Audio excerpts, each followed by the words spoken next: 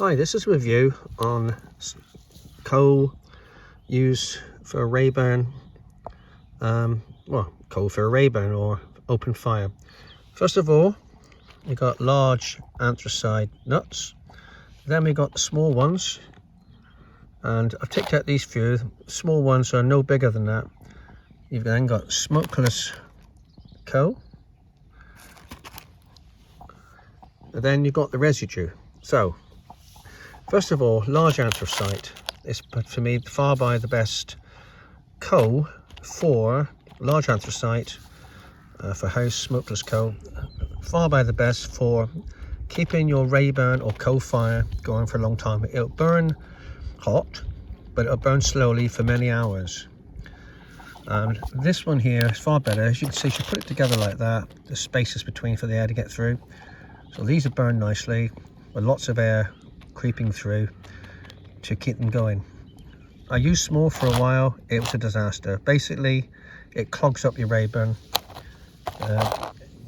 It's so more compact, the air can't get through it, it chokes it, and you just cannot get a decent heat or a decent burn.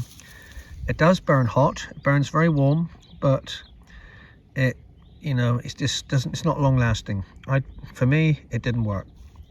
Smokeless, of course, very popular. These are Smokeless Ovals, very good. These burn really hot, produce a lot of heat, obviously, efficient, very little residue, but they don't last long. If I put these in at night time in my Rayburn, by the morning it's barely enough to keep the fire, to restart the Rayburn again.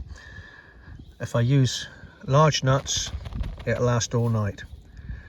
So that's the difference between these three.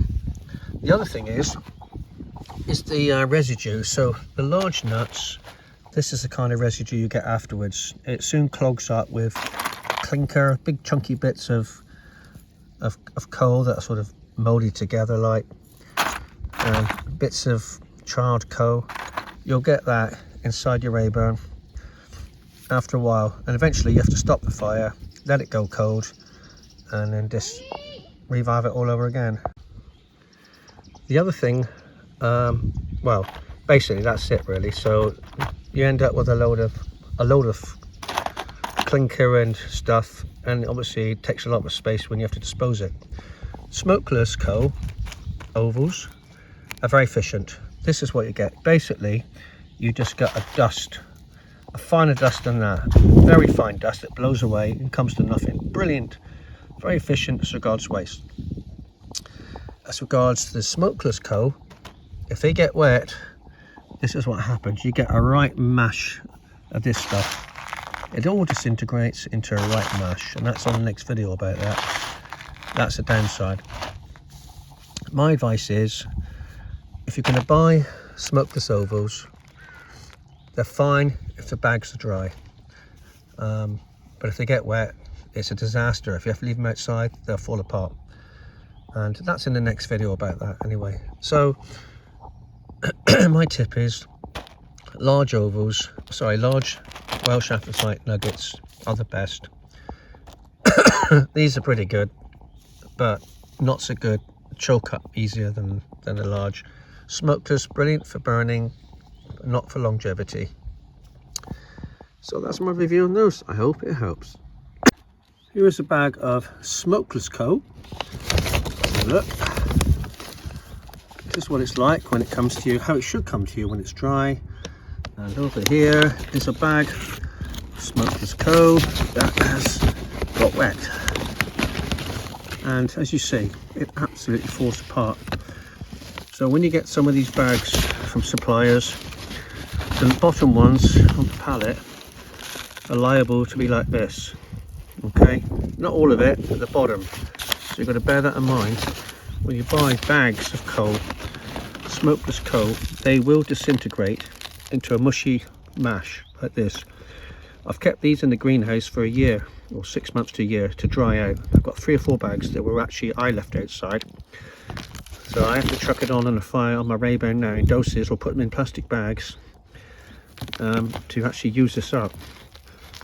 But from the supplier, like I say, if I follow down here to about here at the bottom, up to here, some of the bags will be mushy and no good for general purpose. So bear that in mind when you buy your coal, smokeless coal, smokeless ovals. You're either going to get mushy at the bottom, some of them, or like that, really good nick. So you have to prepare that. If you buy 50 bags or 40 bags, tons worth, you're going to potentially end up with some bad ones. And I don't think you'll get your money back on these. So sometimes you're better off just get them in the shop as in bags, so you can check the bags are okay before you buy them. So that's large nuts, as you can see how nicely it burns, lots of air between it, and it does a good job, and that will burn very, very nicely through the night. I turn it down on here, push that thing in, and that will do really good. So that's those. I will show you a little video of the ovals as well to show what they're like. So the last thing to say about these ovals, smokeless ovals, is that they are brilliant for starting fires. They are very, very combustible.